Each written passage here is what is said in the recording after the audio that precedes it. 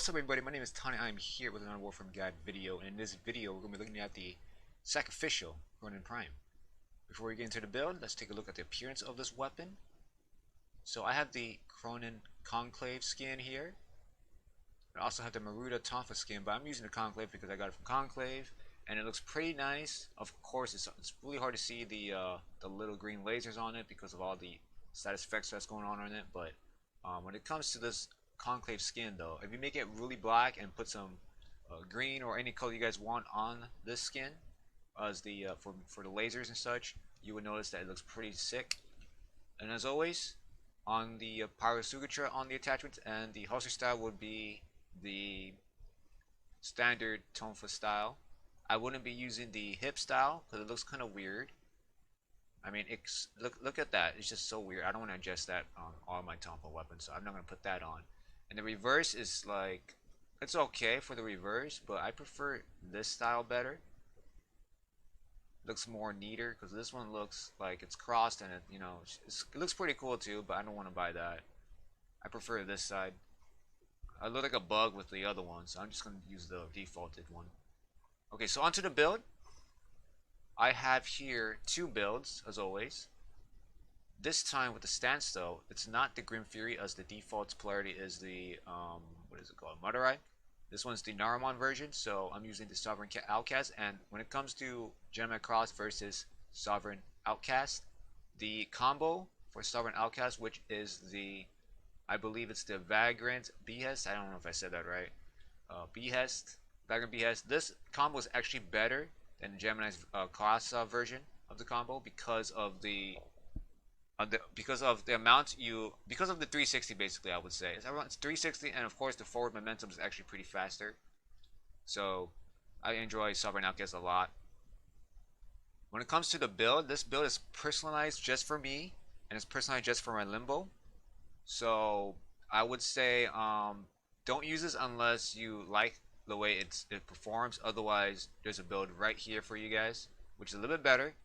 So I'm going to show you the first build here, which is the Kronen Riven 150/106 heats and almost 60% attack speed. Of course, the status duration kind of hurts a little bit, but that's fine. So I have here with Corrosive and heats. Now that's kind of terrible because obviously it's going to proc both of them at the same time. Since I have negative status duration, heat is kind of terrible here. So I would say I'm just not gonna roll this because I like the slash and attack speed. And the heat is just an extra bonus, I guess, so I'm just going to leave it as is right here. But when it comes to this, I think Corrosive would help balance this Riven out. So I have Corrosive here. And as always, I don't use Shock and Touch on this because I'm too lazy to form this one more time. But I think due to the fact that it has negative duration on this, I think the extra melee combat efficiency would help here. And I don't really use the Drifting Contact because most of the time when I'm using melee, and as you guys can see that all of my sacrificial builds, I don't use Drifting Contact. The reason why I don't use Drifting Contact is one reason only, is because usually when I'm using melee, I only use melee on survival or any missions with a lot of enemies coming at me. And that's when you're going to be using your melees, because when you're using your guns on a lot of enemies, you're going to be reloading most of the time, and there's no breathing room or space for you to reload because enemies will keep coming. So that's a good time for you to melee. If there's, like, let's say Exterminate or Capture, that's a good time to use guns or anything like that. So this is what I use, since this is balance out the status duration, melee combat efficiency, and the 60% electricity for the corrosive effect. Prime Reach is a must-have, and due to this weapon having really good attack speed, I would say get a Berserker if you don't have a Riven. Of course, just replace this with the Berserker, or you guys could replace it with Buzzkill. The attack speed is pretty decent enough, but Berserker is recommended here. Onto the other build here. Right here I have Corrosive, and as always it's pretty standard like my other builds. It's pretty much standard here. When it comes to this, it should destroy Greenears pretty fast. Not fast enough though, but it should be fast enough to get rid of 170s or anything lower, actually, if you think about it. So I'm going to show you the first build with all the combos as well. And as always, it has only 1, 2, 3, 4 combos. No arcanes, no companions.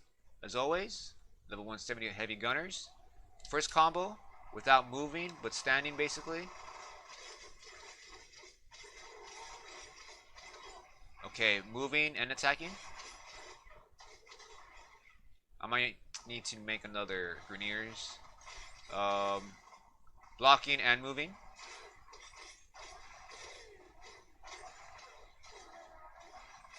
This is actually pretty cool. It actually extends when you attack.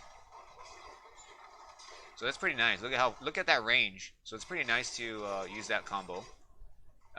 Blocking and attacking, but not moving. So this one I don't use at all. This is not. I don't like this. I would say it's pretty cool, but when it comes to killing fast, it's not that great. So I don't really use this that much.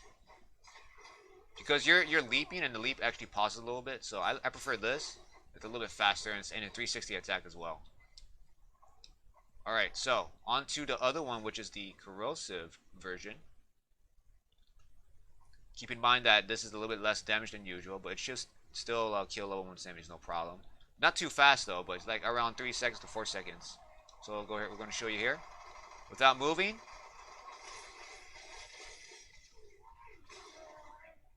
So the slash damage is doing most of the work here. While moving. Blocking and moving.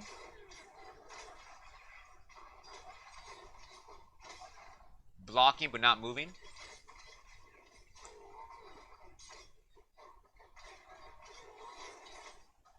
So it's not bad against Grineers.